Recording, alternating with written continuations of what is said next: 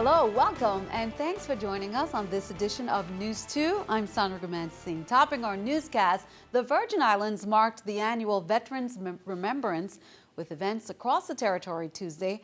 On St. Croix, the Veterans Day commemoration began with a parade through Christiansted and ended with a formal ceremony to honor all vets.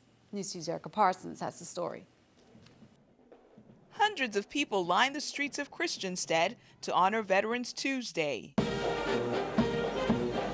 Members of the armed forces marched in unison as bystanders waved American and U.S. Virgin Islands flags during the annual Veterans Day parade.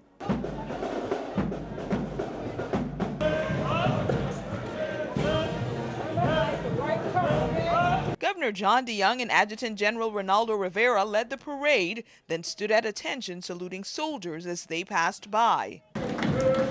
Every November 11th is a tribute to honor all veterans who served during a war. The first Veterans Day 90 years ago marked the end of World War I. That day honored soldiers who fought and died there. Today, and on every Veterans Day, we Americans pause to salute those brave men and women who have offered their lives for our country and served under the banner of freedom and democracy. We can never repay the debt that we owe to these groups of Americans, but we can honor them for their service.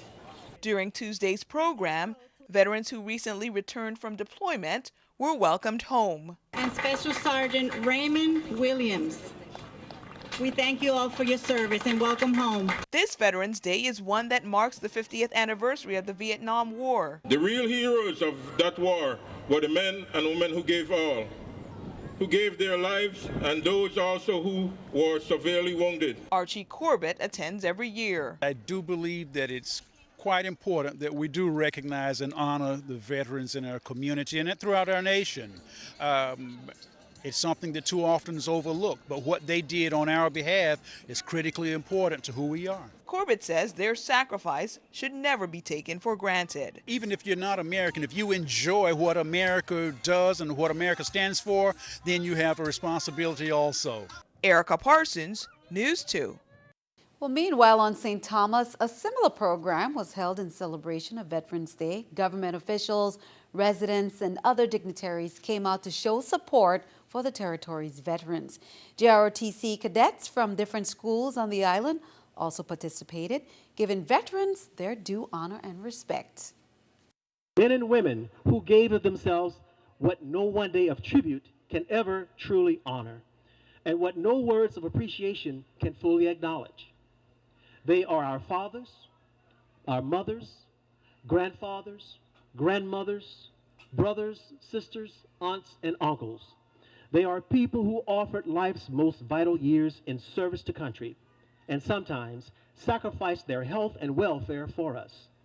They were our protectors and defenders, war fighters, peacemakers, and peacekeepers. They were guardians of the greatest social and political experiment the world has ever known, representative democracy. Now, St. John also held an earlier ceremony last Sunday in addition to commemorating the 50th anniversary of the Vietnam War. Now, last Sunday, 16 men from across the Virgin Islands who died in the war in Vietnam were recognized and honored with a parade and ceremony in the Frank Powell Park in Cruz Bay. The keynote speaker was veteran Elmo Rapsat. The parade, organized by the Veterans Affairs Office, included the VI National Guard Unit 1011 engineers, the Guard's 73rd Army Band, Ivana Eudora Ken High School, Junior ROTC, the Amazing Youth Drum Corps, and the American Legion members from St. Thomas and St. John. The marchers made their way from Mongoose Junction Shopping Center to Cruz Bay Park. Well, many were in attendance for the parades as many saluted the veterans during this federal holiday. All public schools and UVI were closed. Local and federal government, banks and post offices. The VI Superior Court, VI Supreme Court, and U.S. District Courts were also closed. The innovative business offices on St. Thomas, St. John, and St. Croix were all closed. The innovative wireless locations at Estate Diamond and Plaza Extra West on St. Croix, as well as Tutu Park Mall and Lockhart Gardens on St. Thomas, Thomas were closed. Normal business hours at each location will resume on Wednesday. Many Vietnam veterans living in the VI were invited to the 50th anniversary commemoration of the Vietnam War Proclamation signing. That was on Friday, October 31st at Government House on St. Thomas. Governor John P. DeYoung Jr. and Lieutenant Governor Gregory Francis hosted that proclamation signing ceremony commemorating the 50th anniversary of the Vietnam War. Vietnam War veterans and other military personnel, both active and retired, were in attendance.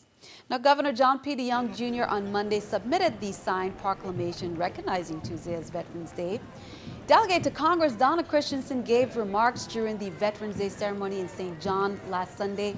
She said, "As your delegate and member of Congress, I offer the apology that you deserve from our nation and say thank you for your service and welcome home."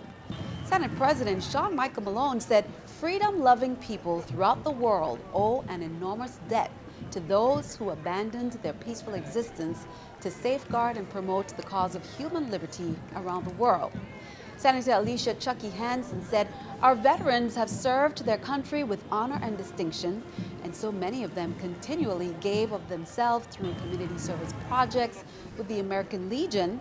The very least we can do is help them establish a permanent headquarters where they can fellowship and organize their community service and volunteerism," referring to legislation she passed that granted land to the American Legion and Enrique Nieves Post 102 on St. Croix. Senator Myron Jackson said, "I urge all of us to work together to ensure our veterans in the Virgin Islands are awarded the resources they so rightfully deserve." Senator Clarence Payne said Veterans Day is of particular importance to Virgin Islands because our young men and women have historically entered the U.S. military at one of the highest rates of any state or territory in the United States. Therefore, when we honor our veterans, we honor ourselves. Meanwhile, a World War II veteran living on St. Thomas looked back at his time of service. War veteran Neil Weiss, who contributed to the territory in many ways, including founder of United Way of the Virgin Islands, was a prisoner of war in a German camp. He has lots of stories to tell, but here he shares the time when his B-17 plane went down, leading to his capture by the Germans.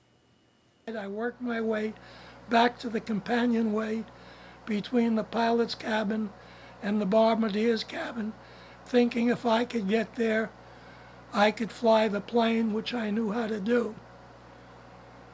When I got to the companionway, all I could see was fire.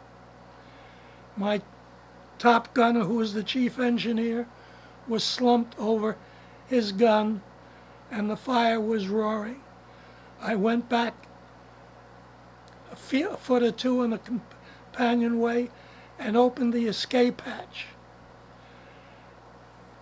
And I was sitting in the escape hatch when the plane blew up. I was holding on to my chute because I was ready to go out. All I remembered is this explosion. I pulled my chute, and the next thing I knew was I woke up on the ground. I thought I was dead because all I saw was blue sky. Well, turning our attention overseas, wreaths were laid at the World War II Memorial on Veterans Day, one of the many commemorations taking place in the nation's capital on this holiday. Vice President Biden laid a wreath at the Tomb of the Unknowns at Arlington National Cemetery, and later Secretary of Defense Chuck Hagel planned to lay a wreath at the Vietnam Veterans Memorial. In other news, President Obama continues his push to boost economic ties with leaders from 21 economies of the Asia-Pacific nations in Beijing, China. On day 2 of President Obama's trip to Beijing, the two nations strike another deal to eliminate tariffs on high-tech products. The agreement removes tariffs as high as 30% on goods like semiconductors, video game consoles, and MRI machines. Keeping our eye on the economy, a new Wallet Hub study looks at the best and worst cities for returning veterans. Lincoln, Nebraska comes in as one of the best, and in Newark, New Jersey, that comes in as one of the worst. Well, here's something to note. McDonald's has an important warning for parents. The chain is recalling a toy Hello Kitty whistle included in Happy Meals. They say children could choke on or inhale parts. McDonald's gave out about 2 million.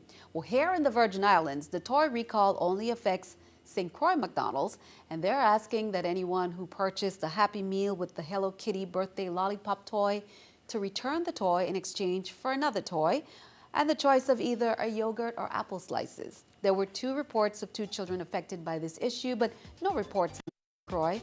And remember, McHappy Day is this Friday. Customers can buy a Big Mac at any McDonald's, and 100% of the proceeds will be donated to My Brother's Workshop on St. Thomas and Lutheran Social Services on St. Croix. Well, here's a look at the New York Stock Exchange with our Stock Market Watch. The Dow, NASDAQ, and S&P all up. The Dow 1, NASDAQ 8, S&P 1. Coming up on News 2, the count continues. Any updates from the VI election? Stick around. Plus, testifiers voiced their opinions on the proposed operating agreement between the VI government and Atlantic Basin Refining. We'll be right back.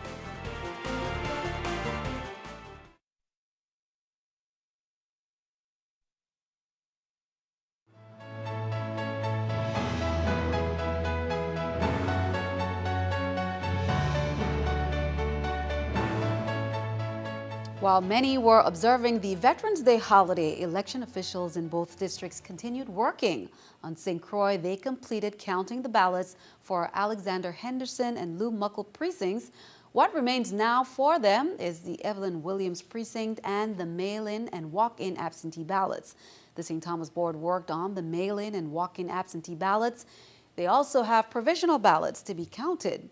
Meanwhile, the latest update from the election system was run at 7:40 on Monday night. Here are those numbers. For Governor, Kenneth Mapp continues to lead with 47.89%, while Donna Christensen has 37.74%.